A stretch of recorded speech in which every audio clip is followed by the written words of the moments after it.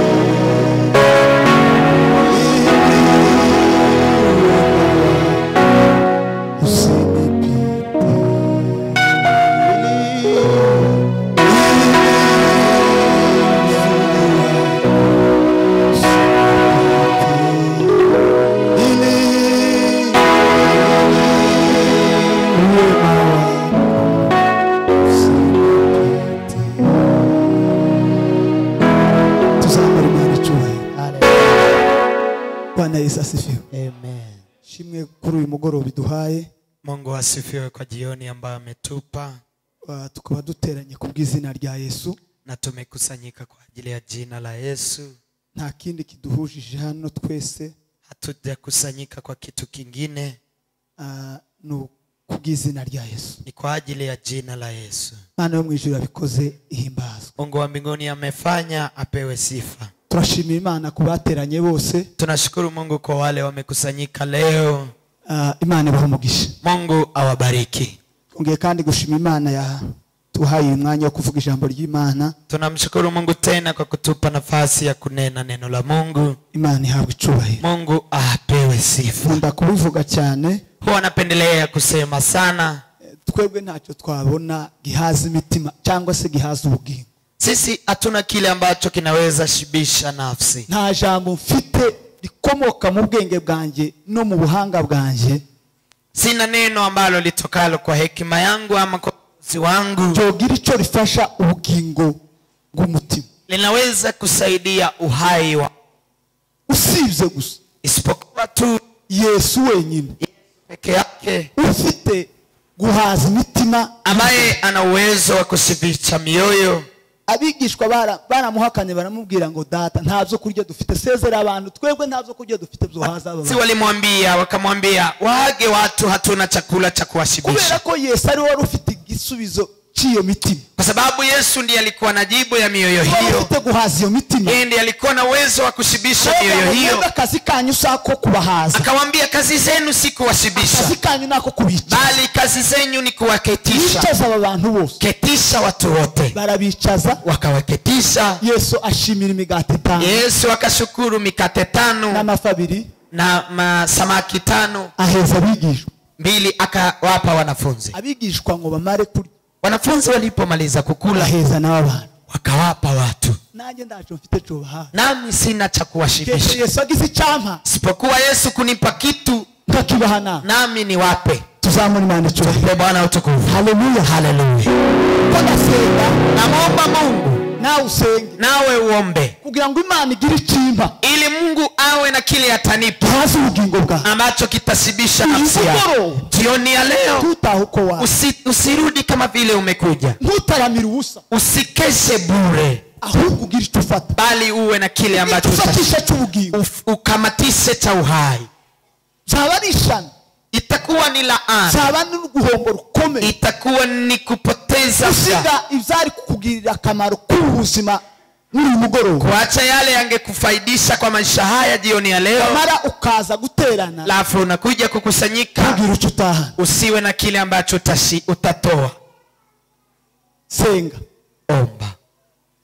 Mungu ashike mbone za macho yako, Imani fata ibihenehene by'amaso yawe ili uzuri wa Mungu usikupite, kugira ngo ubwiza ili bw'Imana neno la Mungu usikupite, kugira ngo ijambo ry'Imana ili uhai wa Mungu usikupite. kugira ngo ubugingo Jioni ya leo bw'Imana pokea uhai kutoka muri uyu mugoroba ufate ubuzima buvuye ku Mana ili upate nguvu kugira ngo ubone imbaraga za kushinda ibilisi na mwili huu na dunia. zo gutsinda satani n'uyu mubiri si. Mwana wa Mugisha, Mungu awabariki. kadusome ijambo ry'Imana. Hata tusome neno la Mungu. Some Luka, ubutumwa bwiza bwa Luka, Tasoma mtakatifu Luka ibice 22 sura 22 murongo wa 39 na mstari wa 39. Luka, ubutumwa Luka mtakatifu 22 39. 22:39. Dusome mu izina rya Yesu, nimwe twahagaze twese. Arasohoka aja ku musozi wa Elayono, nkuko yaramenyereye, abigishwa be baramukurikira. Agezeyo arababwira ati, nimusenge kugira ngo mutaja mu moshya. Atandukana nabo umwanya ureshya n'ahaterwa ibuye, arapfukama arasenga ati, Data, nubishaka undenze iki gikombe, ariko uze kuba uko nshaka, ahubwo bibe uko ushaka. Marayika uvuye mu ijuru aramubonekera, amwongerera imbaraga, kuko yari ababaye bikabije, asenga cyane, n'ibyuya bye byari bimeze nk'ibitonyanga by'amaraso bitonyanga hasi. Amaze gusenga arahaguruka ajya ku bigishwa be, asanga basinzirijwe n'agahinda. Arababaza ati, ikibasinzirije ni iki? Nimuzuke musenge kugira ngo mutajya mu moshya. Amen. Amen. Dusoze umurongo wa 47. Tumalize 47. Akivuga haza igitero kizanwe n'uwitwa Yuda, umwe muri bo muri abo 12, akigiye imbere. Nuko Yuda uwo yegera Yesu ngo amusome. Amen. Bwana Yesu asifiwe. Amen. Tugiye kuganira muri uyu mugoroba. Tunataka kuzungumza jioni ya leo ijambo rivuga ngo, neno lisemalo, niki gitumye usinzire? nini iliyosababisha usinzie? Niki gitumye itorero lisinziriye? Nini inasababisha kanisa lisinzie? Niki gitumye abakristo muri iki gihe basinziriye? Nini inasababisha wakristo wa nyakati hizi wasinzie? Aho ngaho niyo tuganira. Hapo ndipo tutazungumzia. Twibaze, tujiulize, impamvu ki, sababu gani ituma inayosababisha muri iki gihe itorero lisinziriye? katika nyakati hizi kanisa lisinzie. Wibaze impamvu ituma usinzira. Jiulize, kwa nini unasinzia? Bwana Yesu asifiwe. Haleluya. Bwana Yesu asifiwe. Iminsi yo gukora yarishize, kwa sababu siku za kufanya kazi zake zilikuwa zimeisha. Yesu aza mu isi, Yesu alipokuja ulimwengu yarazi igihe ciwe cyateganijwe, alikuwa anajua nyakati zake ambazo zimetarajiwa cyo gutangira umurimo, cha kuanza kazi zake no gusoza umurimo. na kumaliza kazi. Yesu ntabwo yihutiyeho, Yesu hajakuja kwa uharaka, ahubwo yakoze igihe mu gihe cye, bali ametenda kazi katika nyakati kandi akora zake, imirimo ye yose tena akafanya kazi zake Imana zote yamuhaye gukora mu ambazo isi, Mungu alimpa kufanya katika ulimwengu huu, ayikora ku gihe cyagenwe, akaifanya katika nafasi yake ayirangiriza ku gihe na cyagenwe. akamaliza katika nafasi zake. Ari igihe Mariya yigeze kumuturubuza, Kuna nyakati Mariamu aliwahi kumwambia, aramubwira ngo vino yashi, akamwambia vino imeisha. Yesu aramubwira ngo se tubigendanyemo gute? Yesu akamuuliza, je, tunahusiana nini kwa Igihe haya? cyanje kitaragera cyo gukora. Nyakati wangu hujafika wa kufanya. Bwana Yesu asifiwe. Amen.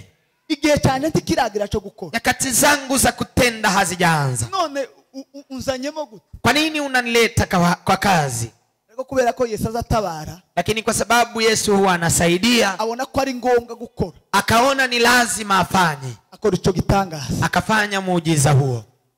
Ageze muri Matayo, Alipofika katika kitabu cha Mathayo, amenya ko igihe cyiwe cyo gukora kigeze, akajua kwamba nyakati zake za kufanya abwira zimefika. abigishwa asanze umuntu wari waravutse ari impumyi, Akakuta mtu alikuwa amezaliwa ni kipofu, akawaambia wanafunzi, arababwira ngo nkwiye gukora umurimo wantumye, akawaambia ni lazima nifanye kazi ya yule aliyenituma hakiri kare, bado mapema. ugiye kwira, Naona ni jioni, n'igihe umuntu atakibasha gukora. ni nyakati mtu hataweza kufanya. Yari amaze kumenya neza ku gihe cyo gukora kwiye, Alikuwa amejua kwamba kazi ama muda wa kufanya kazi umefika, atangira imirimo. akaanza kazi.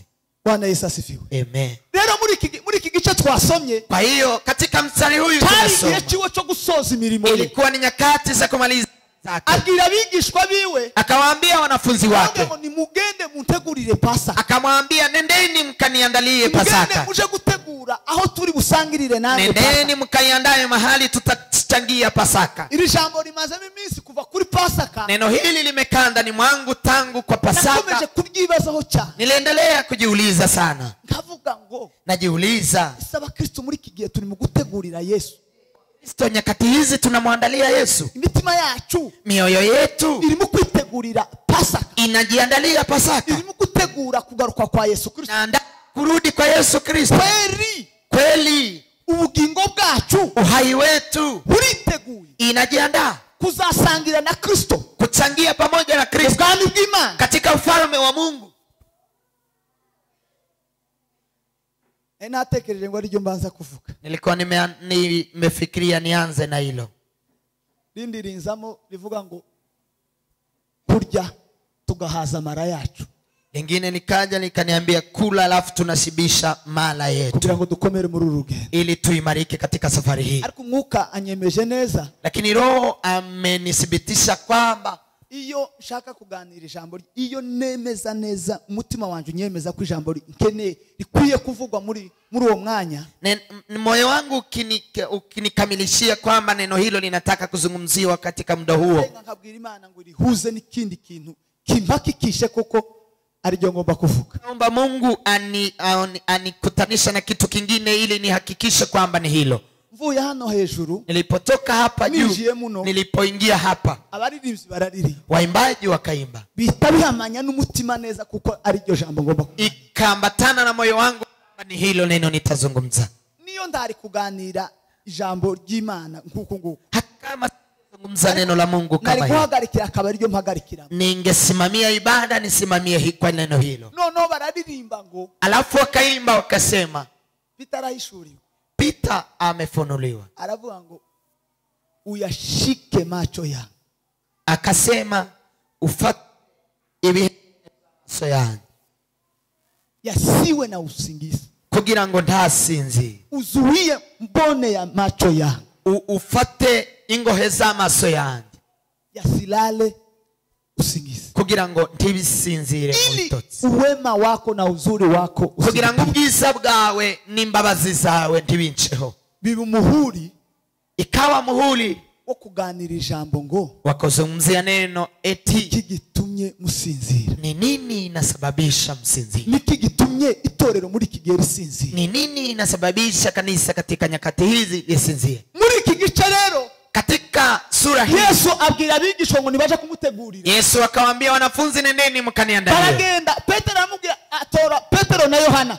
Chagua Petero na Yohana. Baramubwira ngo ukeneye ko tugutegurira hehe? Akamuuliza, je, unataka tukuandalie wapi? Usangirira za Pasaka. Mahali tutachangia Pasaka ni wapi? Yesu arababwira ngo Yesu akawaambia, nimugende mu mudugudu. nendeni katika Murahura mtaa. n'umugabo wikoreye ikibindi. Mtakutana na mume Uvuye atwaye kuvoma. anatoka kuchota maji. Umukurikire. Mumufuate Inzu ari bwinjiremo. kwa nyumba ambayo atakayoingia. Mwinjiremo na. Muingie nanyi. Mubwire nyiri inzu ngo Mumwambie mwenye nyumba, umwigisha, mwanafunzi, umwigishwa mwalimu aratutumye ngo anetutuma icyumba cyo gusangiramo ibya Pasaka kiri. chumba ya kuchangia ndani Pasaka kiko Ngo wapi? murasanga yateguye icyumba kinini cyo hejuru.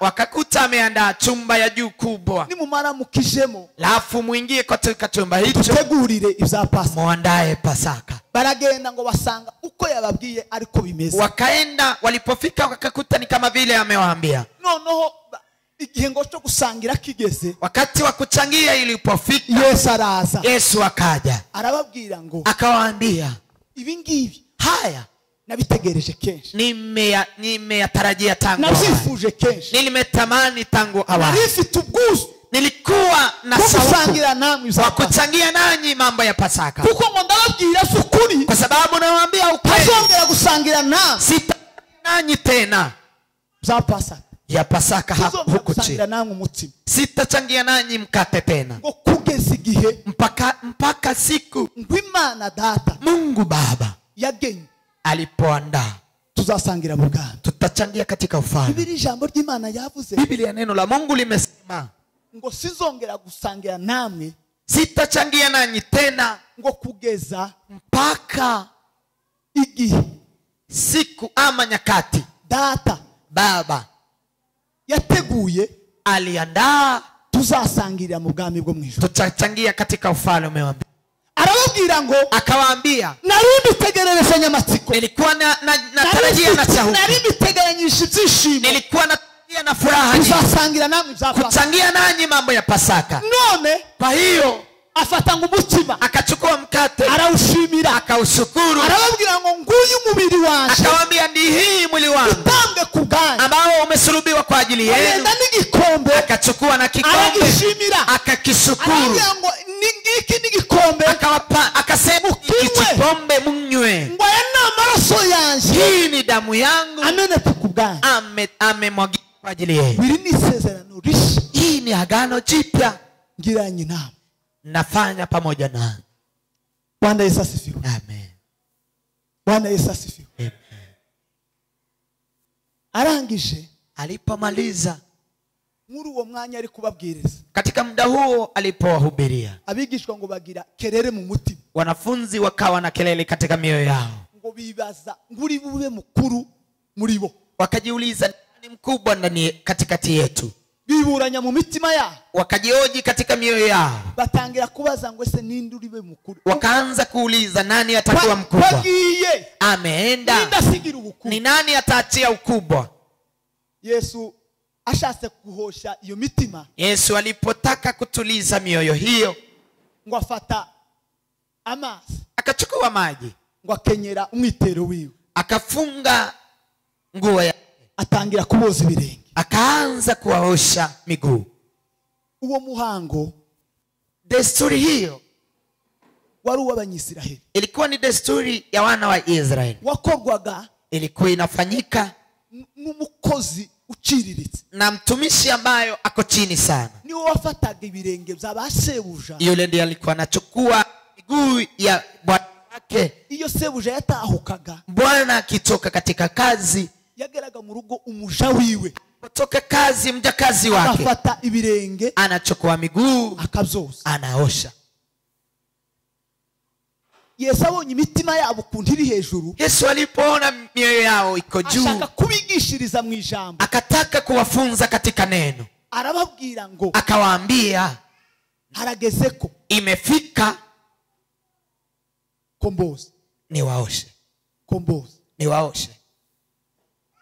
Afata igikombe, afata amazi, Akachukua maji, afata n'igitambaro, akachukua na kitambaa, arakenyera, akafunga kitambaa chake, atangira kuboza ibirenge, akawaosha miguu. atangiye kuboza ibirenge. Alipowaosha miguu, alipoanza kuwaosha miguu, Petero aramubwira ngo databuja. Petero akamwambia, Bwana, Mu bisanzwe kikawaida nibo bari koza Yesu ibirenge, hao ndio wamengemuosha Yesu. kuvamo umwe mu bigishwa Mmoja kwa wanafunzi angetoka akoza ibirenge awaoshe miguu, z'abandi, awaoshe ariko wengine, kubera ko barimo biburanya bibwira ko umwe muri bo ari we mukuru, lakini kwa sababu walikuwa wanajiuliza Hawali ni nani shaka kuwa atakuwa mtoya. mkuu, hakuna yule alikuwa anataka kuwa mdogo. Yesu afata igikombe araboza. Yesu akachukua kikombe Petero aravuga ngo akaanza nje kuwa. kunyoza. Petero akasema, mimi Yesu hautaniosha. aramubwira ngo nintakoza ntaho turi duhuriye nawe. Yesu akamwambia, nisipokuosha hatuna uhusiano. Petero aramubwira ngo nushaka kunyoze umubiri wose. Petero akamwambia, hata unioshe mwili wote. Arangije kuboza, Alipomaliza kuwaosha, aba bahaye isomo pasomo ryo guca bugufi. la kunyenyekea. Arababwira ngo Akawaambia, ushaka kuba mukuru mu yule bandi, anahitaji kuwa mkubwa kwa wengine, ngo abe mutoya mu bandi. bado awe mdogo kwa wengine. Niba muri kwiburanya mu mitima yanyu, Mkijiuliza katika, mwibaza uri bube mukuru, mnajiuliza nani atakuwa mkubwa? ushaka kuba mukuru, Yule anahitaji kuwa ngo mkubwa, nawe mutoya mu bandi. awe mdogo kwanza kwa wengine. Birabaca. Ikawachanganyikisha. Ngo arangije kuvuga cyo, Aliposema hivyo, arasohoka akatoka aja ku musozi Elayono, akapanda mlima Elayon, nk'uko yari asanzwe abigenza. kama vile ilikuwa ni desturi kuenda kwa mlima. Abigishwa ngo baramukurikira, bashaka, Wanafunzi wakamfuata, wakaenda pamoja naye. aja gusenga Akaenda kuomba kubera ko yari azi ko igihe ciwe kwa sababu alikuwa anajua nyakati zake cyarangiye. zimeisha. Abona nta kindi cyo mushoboza Akaona si kingine kitakachomwezesha no gusenga. ni kuomba. Umusozi Elayono Mlima Elayon biravuga ngo ni umusozi, bisobanura ni umusozi w'amavuta. Ni amavuta, ni mlima wa mafuta ama ni mafuta. ni umusozi bakanyagiragamo amavuta, Ni mlima ambao walikuwa wanatengeneza mafuta. niho bakoreraga amavuta. Hapo ndipo walikuwa wanatengeneza mafuta. Bawita ngo ni umusozi wa Elayono, Wakawita mlima wa Elayon. umusozi w'amavuta ya Elayono. Ni mlima wa mafuta Ni Elayon. ahantu Ni mahali bakanyagiraga walikuwa wanafinyanga mafuta. imbuto zivamo amavuta, Matunda ambayo inatoka mafuta bakazikanyaga wanazifinyanga kuri uwo musozi, katika mlima huo.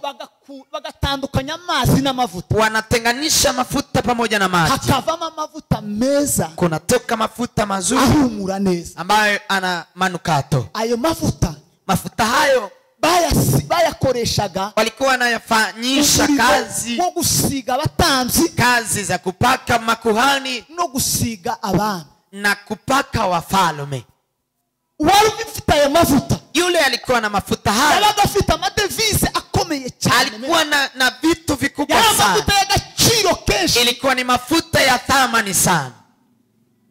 Niho Yesu yagiye, Hapo ndipo Yesu amepanda asha gusengerayo. akaomba. Bitubwira iki muri twebwe?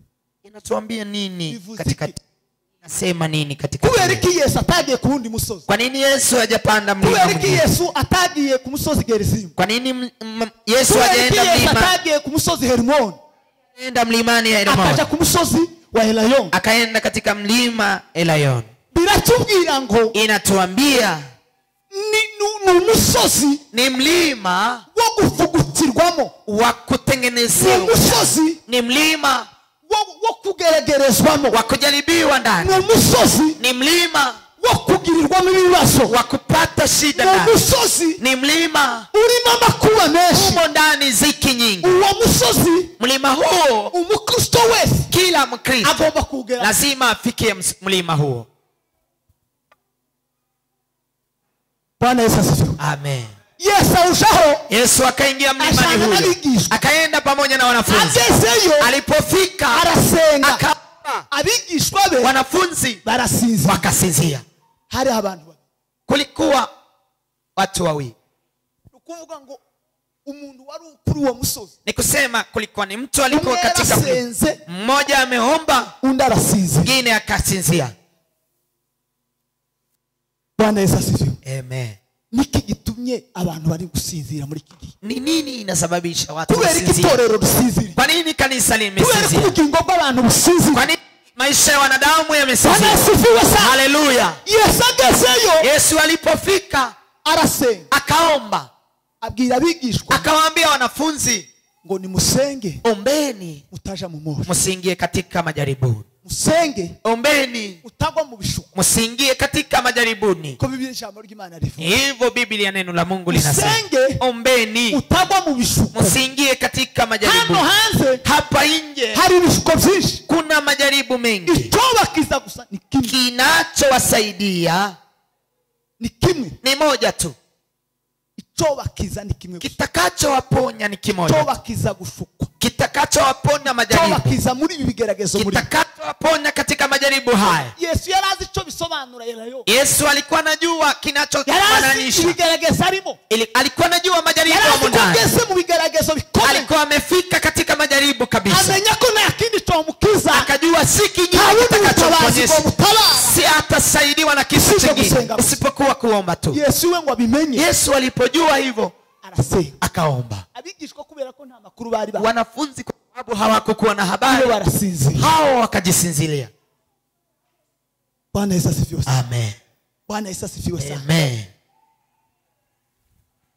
Musozi Elayono Mlima Elayon n'ibigeragezo urimo. ni majaribu ambao umo ndani, Ni intambara urimo guhura ni nazo. vita ambazo unakumbana navyo, Ni ingorane uri guhura nazo. ni ziki ambazo umo Ni ndani, ubukene urimo. ni umaskini ambao uko ndani, Ni ibibazo by'intambara urimo. ni shida za vita ambazo umo ndani, Gupfusha no gupfa bihari. ni kufiwa na kufa ambavyo Turi ku viko. musozi Elayono. Tuko katika mlima Elayon, Ariko ku musozi Elayono lakini katika mlima hari Elayon abantu babiri bagomba kuba. kuna watu wawili wanastahili kuishi hapo. Aho uherereye muri ubwo bwami. Sijui uko kwa pande gani, Sinzi aho uriwe muri abo bantu. sijui wewe ni nani katika watu Niba hao uri mu wawili, basenga kama wewe ni kandi muumbaji uri mu basinzi. ama wewe ni yule Umutima amesinzia. wawe Moyo wako kuza uruhande urimo. unajua pande uko ndani, Usinibyo uri mu gusinzira. inajua kwamba wewe Kama unasinzia nikutangu. ama umeamka. Bwana Yesu asifiwe. Amen. Iyo uri mu bibazo, Ukiwa katika iyo shida, ugeze mu ntambara, ukifika katika vita, usenga unaomba cyangwa uzusinza. ama unasinzia. Itorero Kanisa iyo rigeze mu bishuko, ikifika katika iyo rigeze mu majaribu, ntambara, ikifika katika iyo vita, rihuye n'ibigeragezo, ikikumbana na iyo majaribu, rihuye n'intambara ikomeye, ikikumbana na vita kali, riri gusenga linaomba cyangwa rirasinza. ama linasinzia. Niki gitumye abantu Ni basinza? nini inasababisha Hadi watu basi wasinzie? musozi. Tena wamo katika mlima Elayon. Niki gitumye ubugingo bwawe Ni usinzira? nini inasababisha maisha yako Hadi yasinzie? musozi Elayon. Na tena wewe uko katika Uri mlima ku misozi Elayon, y'ibigeragezo, umo katika mlima uri mu majaribu, ntambara zikomeye. uko katika vita Niyo kubwa. mpamvu Ni nini inasababisha usinzira? unasinzia Niki wewe? kiguteye Ni nini inasababisha ibisazi muri iki gihe? usingizi katika Niki nyakati hizi? kiguteye Ni nini inakusababishia kuryama muri iki gihe? kulala katika nyakati Wumvise hizi? amahoro ki? Una amani gani Umusozi Elayono, katika mlima Elayon? umusozi w'ibigeragezo, Mlima wa majaribu, umusozi w'intambara. mlima wa vita. Niki kiguteye gusa? Ni nini inasababisha usinzie? Ufite amahoro ki? Una amani gani? Ufite umutekano ki? Una usalama kutoka wapi wewe katika nyakati hizi? Igitumye usinzira. Ni nini inasababisha usinzie? Bwana Yesu asifiwe. Haleluya, Bwana Yesu asifiwe. haleluya, Bwana Yesu asifiwe. amen, Bwana Yesu asifiwe. amen. Yesu Kristo Yesu iwe arasenga. yeye akaomba. Daniel Mwami yategetse ko baramya igishushanyo. mfalme ameamuru wamwabudu miungu, Amenya ko batanze iryo tegeko mu gihugu. akajua wametoa amri hiyo kuomba miungu.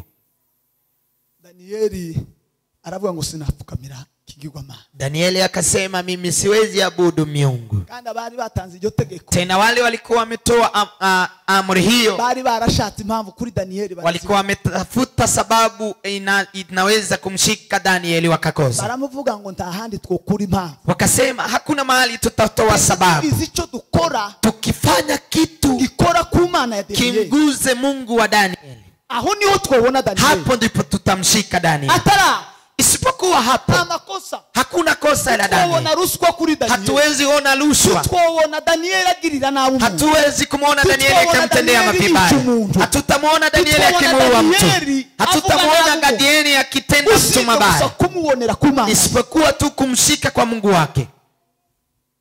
bakurebye Wakikuangalia muri kariti katika mtaa iwawe kwako, bokubura impamvu, watakosa kosa kwako, impamvu bakayibura, watatafuta kosa wakose kwako. ubu abakristo bikigi Wakristo wa sasa, mutunga gatoki maze umurebe, wewe tu mnyoshe kidole umuone, ubone umwana w'abaki, uone mtoto wa kina nani. nta yindi mpamvu, Hakuna sababu, no gusinzira. ni kusinzia. Ndababwira ndaza gusoza, Nitakuja kumaliza mbabwira ukuntu nikiwaambia vile uwasinziriye yule ambaye amesinzia iyo akangutse agahura n'intambara, akiamka na kutane na vipi uburyo azarwana, vile huwa anapiga.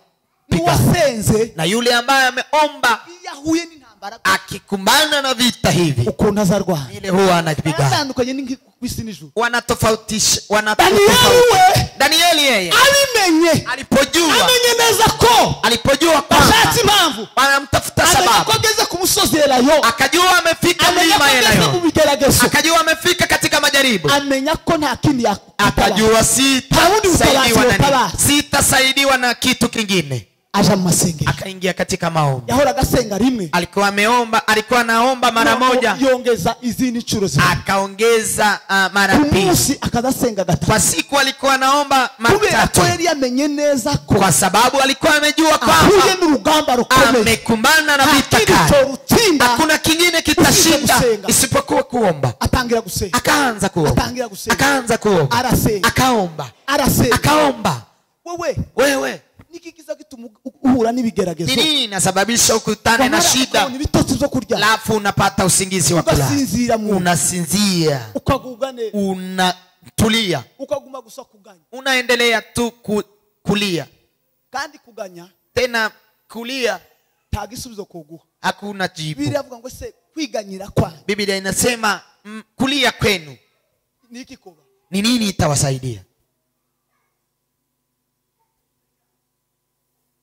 Bwana Yesu asifiwe.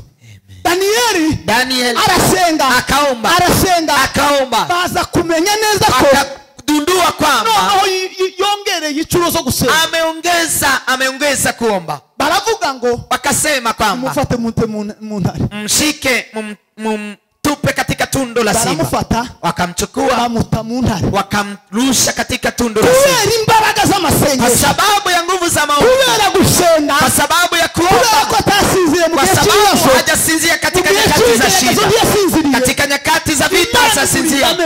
Mungu akamlinda meno ya simba, simba hazijamfanya kitu, kwa sababu alikuwa amevaa moto wa maombi.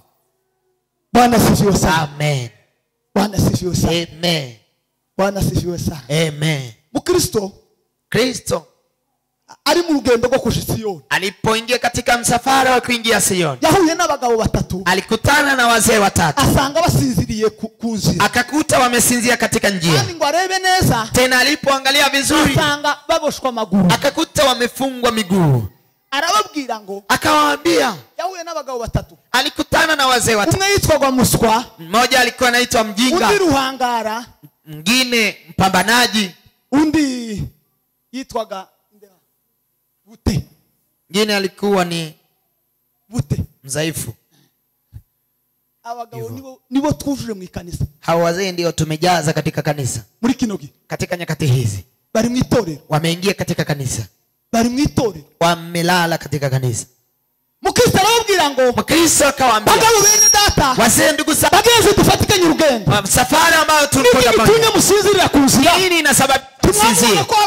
Hamuoni kwamba tuna majaribu hapa? Dore Biblia inatubwira ngo, Biblia inatuambia umwanzi wacu, mwasi wetu ama adui wetu anazurura kama simba akitafuta mwindo. None ndabingiza, kwa hiyo na wasi, nimureke mbakure iyo imiguru, acha niwafungue minyururu hiyo, mukanguke, muamke tukomeze urugendo, tuendelee na safari. ndahamya neza ko Najua mukomeza gusinzira kuri uyu ukiendelea kusinzia katika mutari bubure kuba umuhigo w'intare, mtakuwa chakula cha simba. Bwana Yesu asifiwe. Amen. Utaramubwira ngo, Yule ambaye alikuwa ni mdhaifu akamwambia, aramubwira ngo banzureke mke turoga ke, akamwambia acha nisinzie kidogo, banzureke sinzire, tafadhali acha nisinzie kidogo, mbabarira kurankangura mukiri, tafadhali unaniamsha, tafadhali acha nilale kidogo, acha nipunguze kidogo. Niho abakristo bageze muri kile. Hapo ndipo wakristo babaye babute, wamekuwa watu wadhaifu. Uzukangura yewe byuka dusenga, unamwamsha unamwambia amka tuombe, kama kubwira ngo banzureke sinzire, anakuambia acha kwanza dusenga tuombe ndugu yangu, ngwitotsi biranyije, anakuambia usingizi ni mwingi. babute, hao ni wadhaifu, babute, hao ni wadhaifu, babute, wadhaifu.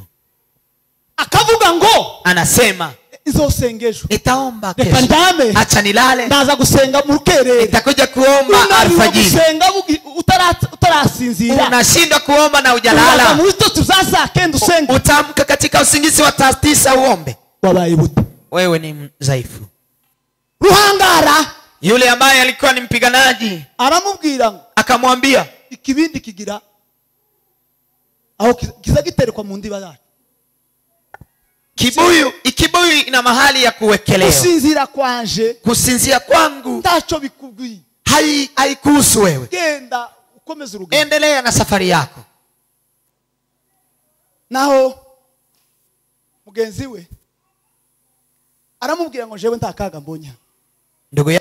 Ndugu yao yeye akamwambia sijaona hatari hapa. Wewe unasema kuna simba, mimi sijaona hatari hapa.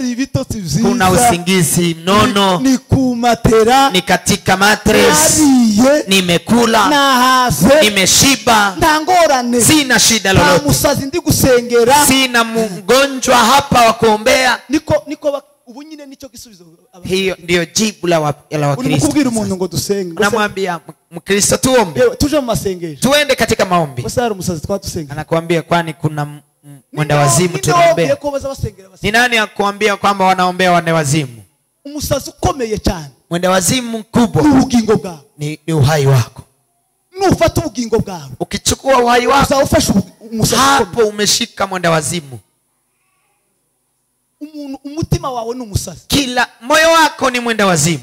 Utausengeye bila kuombea, uzogusarisha mu byisi, utakuwa chizi kwa ulimwengu huu. Uzosara gutya twama duhumirwa tuvuga ngo se uyu ni naka, utakuwa mwenda wazimu. Tujiulize huyu ni nani? Ni muri mukubona abantu bagwa, abantu bagatangara. Hujaona mtu akianguka watu wanashangaa? Warukomeye mugakiza, mtu alikuwa ni mwenye nguvu katika ukoo, mtu alikuwa na karama za Mungu, mukanya gatoya gusa, katika muda mchache tu anaanguka, anafanya kitu, mwese mugatangara, nyote mnashangaa.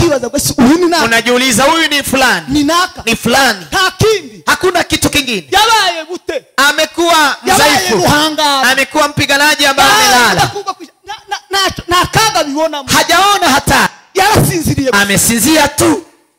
Aramukubona ko afite ibitotsi Imana yamuhaye, yamugiriye neza imuha ibitotsi, ana usingizi, Mungu amemfanyia vizuri, anampa usingizi, agasinzira uko ashaka, anasinzia vile anataka. Bwana Yesu asifiwe. Amen. Niki gitumye musinzi? Ni nini inasababisha msinzie? Gitumye itorero muri kigezi. Nini inasababisha kanisa katika nyakati hizi lisinzie?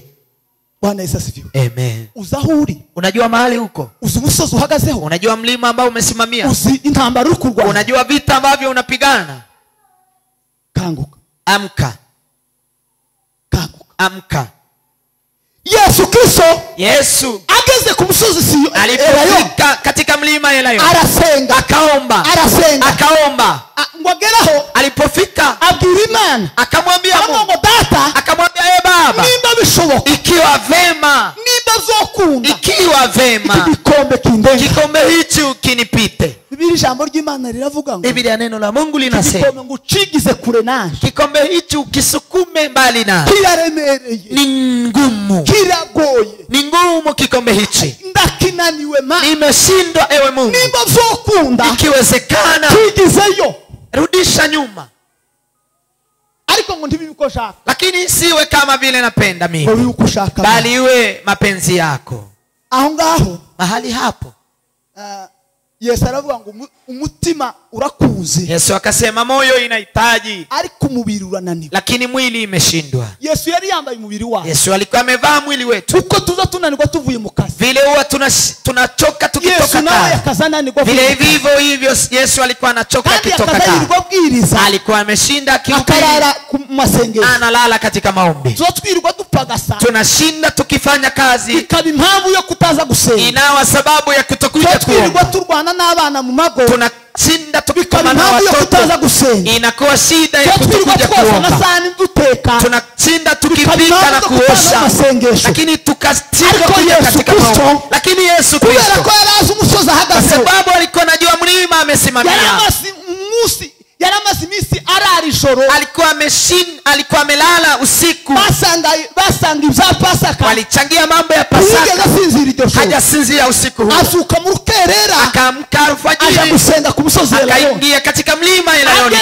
Alipofika umubiri urananirwa, mwili ukachoka, agirima akamwambia Mungu, mutima urakuze, moyo inahitaji, lakini mwili imechoka. Kubera ko yaravuze ukuri kumutima, sababu alikuwa amesema ukweli. Mungu akamtumia malaika, aramanuka ngo mwongerere imbaraga, malaika akashuka akamwongezea nguvu.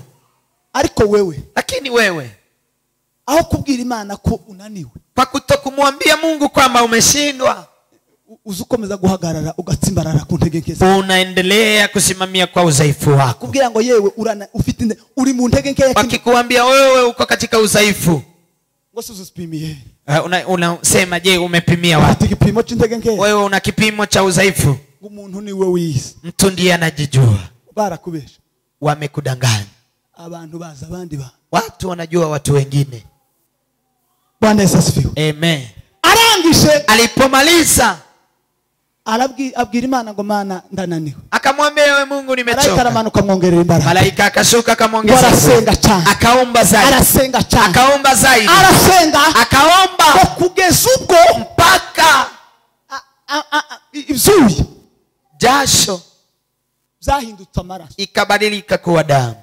Abashakashatsi bavuga ko wachambuzi wa vitu wamesema kubera umubabaro yari afite, kwa sababu ya uchungu alikuwa yasenga nyimbaraga nishi, asenga n'agahinda kenshi, akaomba kugeza amanera atwara amaraso mu mutwe, mpaka hizi mishipa ambazo zinabeba damu araturika, zikapasuka. waturike, zilipopasuka izuya jasho ilikuwa inatoka, amaraso ikabadilika kuwa damu. Reba ako kagene Yesu yasenze, angalia sasa kiwango ambacho Yesu ameomba, mwana w'Imana na alikuwa mtoto wa Mungu. No. Kwa sasa wewe niambie, turi mu gusenga ni dakika 5, wewe hauombi hata dakika 5 kugira ngo ufukame gutya gusa, ili tu upige magoti hivi umalize dakika 5, utarasinzia, haujasinzia, imekushinda. Utangira gusenga gutya, unaanza kuomba hivi, ukamusinzia, unaanza kusinzia. Ariko bagwa WhatsApp, lakini wakikupa WhatsApp, bagwa Airtel, wakikupa Airtel, ukavuga masaa 6, unazungumza masaa 6, ariko iminota 5 yo gusenga, dakika 5 za kuryama, ya kulala, bikakunanira, inakushinda. Niki gitumusinzia? Ni nini inasababisha umesinzia hivyo? Porero niki gitumye musinzia? Kanisa, kwa nini umesinzia hivyo? Muramaho, muko salama? Ko murabona ko turi mu bihe by'amahoro? Munaona tuko katika nyakati za salama. Nyakati za uri ku musozi gari, jua kwamba uko katika mlima umusozi wo gucurirwamo, ni mlima wa kutengenezea. Uimbaji ameimba akasema, unitengeneze makosa yaniondoke, unibadilishe kuwa chuma chako unitumie. Iyo bacuri chuma, wakikitengeneza chuma wanakipitisha katika moto, inasema kwamba Mkristo agiye gucurwa, akitaka kutengenezewa, Mungu akitaka kutengeneza, anakuingiza katika majaribu, anakupitisha mlima Elayono ili utoke ukiwa mwenye haki na uwe chombo chake. Yesu arasenga, Yesu akaomba, araza, akaja, asanga aho abigishwa bari, akakuta mahali wanafunzi walipo, akakuta wamesinzia, aravuga ngo nimuzuke, akawaambia amkeni. Niki gitumye musinzia? Ni nini mnasinzia? Niki kibateye gusinzia? Ni nini inasababisha msinzie? Nabazanyano kugira ngo nimewaleta hapa ili tuombe. Nimukanguke, amka, mutagwa mu moshi, msianguke katika yongera kwande gusubirayo aja gusenga tena kuomba. akigenda Alipoenda ngo bamabongera basinzira wakasinzia tena. ngo impamvu ngo yabasinzirije Kilichosababisha wasinzie, kurangirizaho hiyo ndiyo nataka nimalizie. nawe umenye impamvu igusinzira, nawe ujue sababu inakusinzisha. Biblia inavuga ngo, Biblia inasema bari basinzirijwe, walikuwa wamesinzia kwa sababu ya uchungu mwingi. Bari bafite agahinda kenshi, walikuwa na uchungu mwingi. Mitima yabo, mioyo yao yari yuzuye agahinda, ilikuwa imejaa uchungu. Kubera ko Yesu yaramaze kubasezera, kwa sababu Yesu alikuwa amewaambia, Yesu alikuwa amewaambia njia anataka kupitia. Hivyo Petero akamwambia, ntibikabeho ko upfa, isikuwe hivyo wewe ufe. Yesu aramubwira ngo, Yesu akamwambia, nindapfa, nisipokufa ni nani atawafia? Toka nyuma yangu shetani. Toka nyuma yangu shetani. Nitoke nyuma shetani. Kurambuza kufa. Unanikataza kufa. Niyo yari intego y'Imana kuza. Hiyo ndiyo ilikuwa kiini cha Mungu kuja. Bwana Yesu asifiwe. Amen. Bwana Yesu asifiwe. Amen. Arabasanga. Akawakuta. Arababwira ngo nimukanguke. Akawaambia amkeni. Mutagwa mu moshi. Usianguke katika majaribu. Twasomye kuri 47. Tumesoma katika 47. Ngo akivugana nabo. Alipozungumza nao. Umwe muri babigishwa 12 witwa Yuda. Mmoja katika wanafunzi wake 12 aitwaye Yuda. Ngwazana igitero. Akaja na kikundi kije gufata Yesu. Kilichokuja kumshika Yesu. Azana igitero. Akawaleta kikundi kije gufata Yesu. Kilichokuja kumshika Yesu. Reka nkubwire mu Kristo. Acha nikwambie Kristo. Yuda. Shetani. Yiteguranye igitero. Amejiandaa na kundi cyo kugutera. La kuja kukushambulia. Cyo kugufata. La kuja kukushika. Nasanga usinziriye. Akikuta umesinzia. Utakufa. Uragwa mu moyo. Utaingia katika majaribu. Nasanga uri maso. Akikuta wewe ni macho. Utapona. Menyako. Jua kwamba Yuda ari gutegura. Anaandaa. Azanye ibitero. Analeta kikundi. Analeta kikundi katika kanisa. Azanye ibitero. Analeta katika shambulizi katika Wakristo. Shetani yiteguranye ibitero byinshi. Amejiandaa na kundi la ushambulizi. Katika waimbaji yiteguranye ibitero byo gushambulia. Amejiandaa na ushambulizi wa kufanya uzinzi. Yiteguranye ibitero by'ubusambanyi. Amejiandaa na ushambulizi wa uzinzi. Mu bagabo katika wazee yiteguranye ibitero. Amejiandaa na ushambulizi ya ulevi. Muri mukubona abantu abagabo bafite safunwa. Munaona wazee ambao ni wazee kabisa. Bahoze mu itorero bari mu kuva mu itorero muri kino gihe muri kino kinyejana bakasharuka hanze bakaja kunywa inzoga. Wanatoka katika kanisa wanaenda nje kunywa pombe. Barasinziriye. Wamesinzia. Tibamenya ko Yuda. Hawajajua kwamba Yuda abazana igitero. Ameleta ushambulizi. Abagore. Mama. Yuda abategura igitero. Amejiandaa na washambulizi cy'uburozi. Cha uchawi. Cha uchawi. Nababwira ukuri kw'Imana. Nawaambia ukweli wa Mungu. Niba utari maso. Kama wewe si macho. Urahura nicho utakutana na ushambulizi huu. Tena washambulizi hao. Ambacho utakutana nacho. Uragwa. Kitakuangusha. Uragwa. Utaanguka. Kubera kutazi. Kwa sababu wewe si macho. Yiteguranye ibitero Satani. Amejiandaa na wale watakushambulia. Abanyamasengesho. Wenye maombi. Abanyemano. Wenye karama. Bategura ibitero byinshi. Shetani amejiandaa na shambulizi ya pesa. Kugira ngo abafate. Ili washike pesa. Waanguke katika majaribu. Waanguke katika abagore n'abagabo. Wazee na wamama. Satani abategura ibitero. Shetani ameandaa ushambulizi ili awaangushe. Usipokuwa macho uragwa mu moyo. Utaanguka katika majaribu.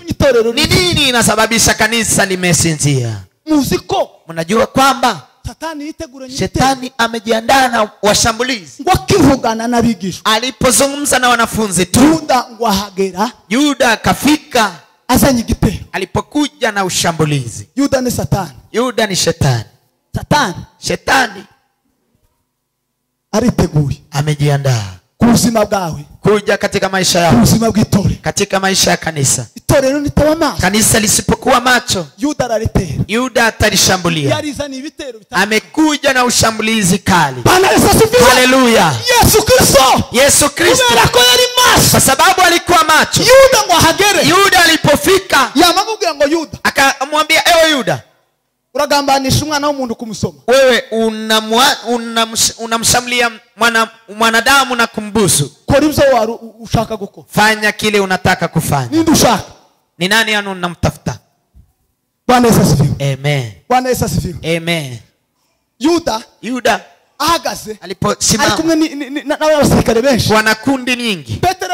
Petero akamba, alipoamka asanga babazengurutse, akakuta wamewazunguka. Ngabona igitero, alipoona washambulizi, alitazuka n'inkota, akamka na panga, atema ugutu, akakata sikio. Dore abasinzira uko bazaba. Ona wale wamesinzia vile wanagombana.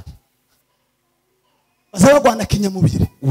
Wanagombana kimwili. Anasinzira. Wale anasinzia. Amaze Yuda. Alafu Yuda akamuteza uburozi.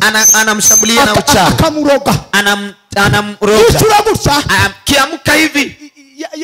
Yichura. Akiamka tu. Akamagenda kwa nyina wao. Anaenda katika kwa mama yake mdogo. Niwewe. Anamwambia ni wewe. Ni wewe wando. Ni wewe umeniroga. Ndagutema. Nitakukata.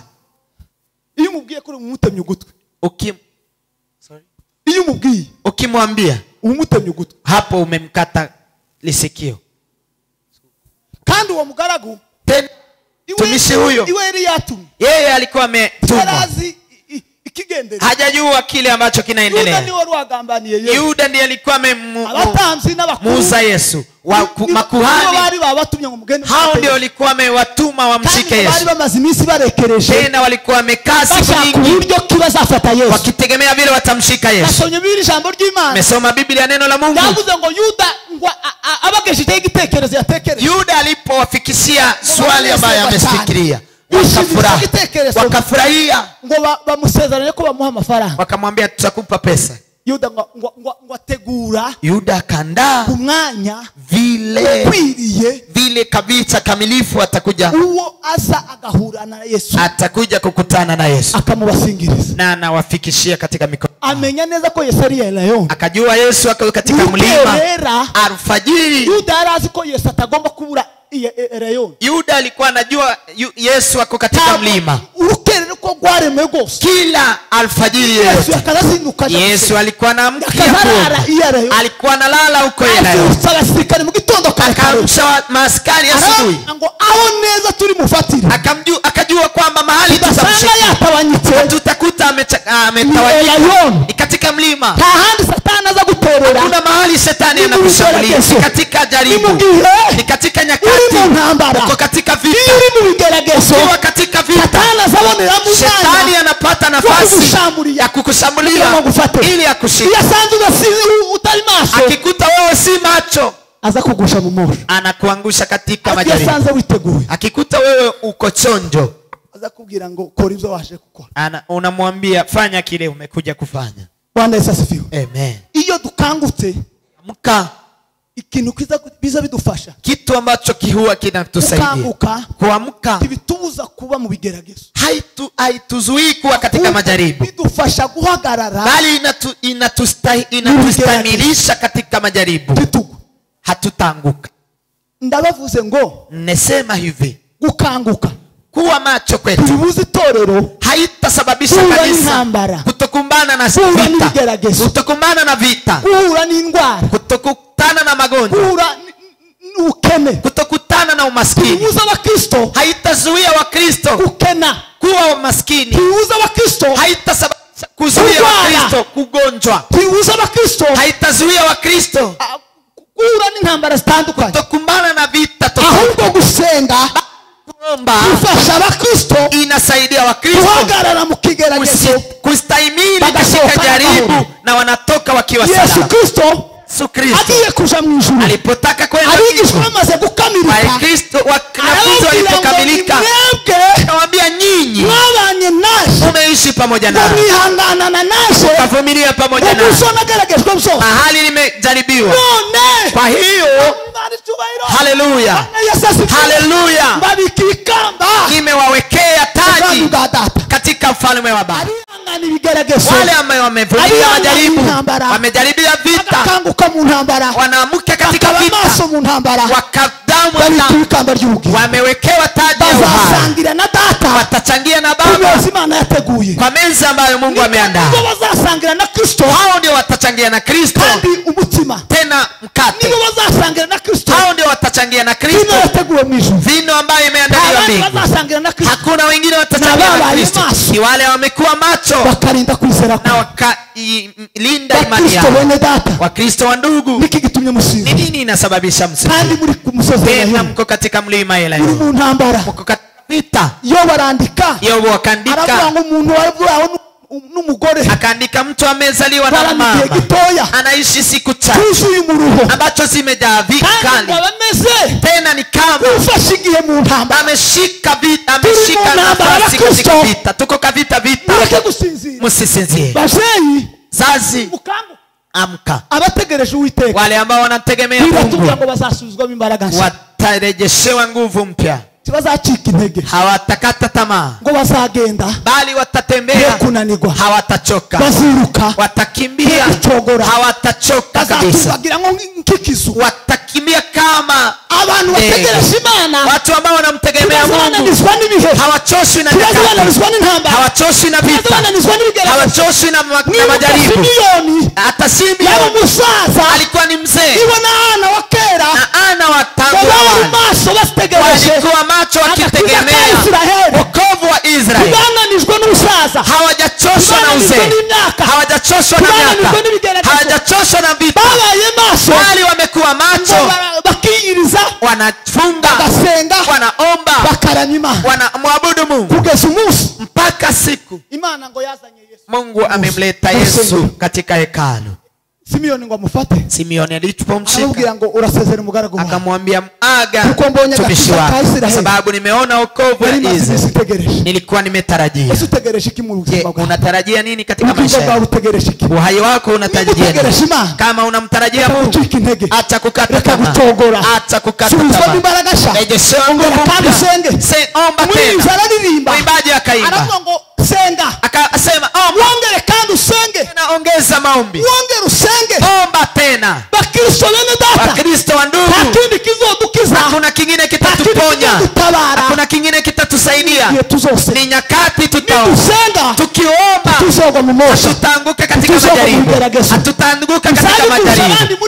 Yale ambayo yanaangusha wengine, yale yanaangusha wenye nguvu, yale yanaangusha wadogo, wale wanaangusha wakubwa, yale yanaangusha mapastors, yale yanaangusha wamama, havitatuangusha kwa sababu tumestahimika na tumeimarika katika Yesu.